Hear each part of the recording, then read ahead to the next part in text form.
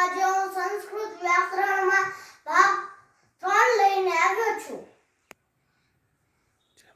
જેમાં આપણે યસ્તન, ભૂતકાળ, પરસ્મય પદ, ધાતુના પ્રત્યયો અને તે દ્વારા બનતા ક્રિયાપદોની સમજ મેળવીશું. યસ્તન ભૂતકાળ, પરસ્મય પદ, ધાતુના પ્રત્યયો.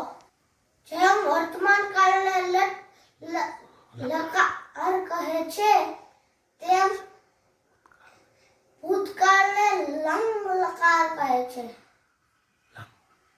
લંગ એટલે ભૂત, લકાર એટલે કાળ.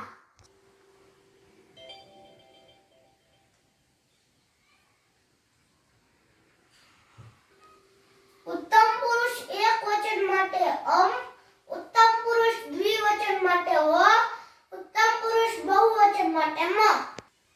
મધ્યમ પુરુષ એકવચન માટે સ અથવા વિસર્ગ. મધ્યમ પુરુષ દ્વિવચન માટે તન, મધ્યમ પુરુષ બહુવચન માટે ત.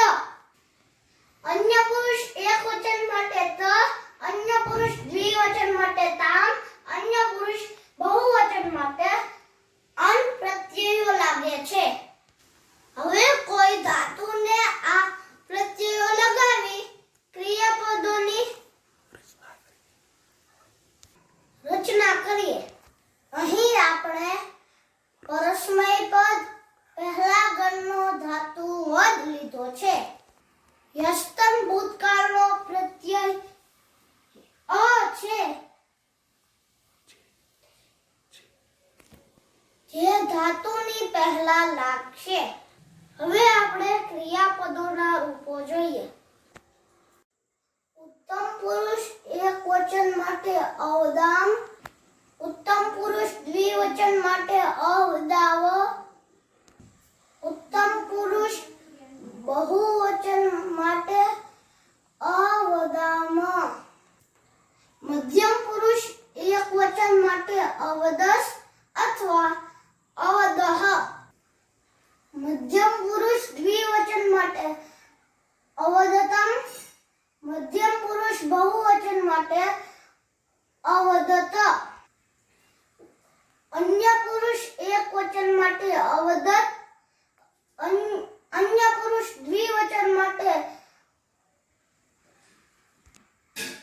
અવદતામ, અન્ય પુરુષ બહુવચન માટે અવદન. જુઓ મિત્રો, અવદામ અને અવદામ સરખા લાગશે. એ જ રીતે અવદત અને અવદત સરખા લાગશે. પરંતુ મિત્રો એ યાદ રાખવાનું છે કે એકવચનમાં છેલ્લો અક્ષર હલંત આવશે અને બહુવચનમાં છેલ્લો અક્ષર પૂર્ણ આવશે. જો તમને આ મારો વિડિયો ગમ્યો હોય તો લાઈક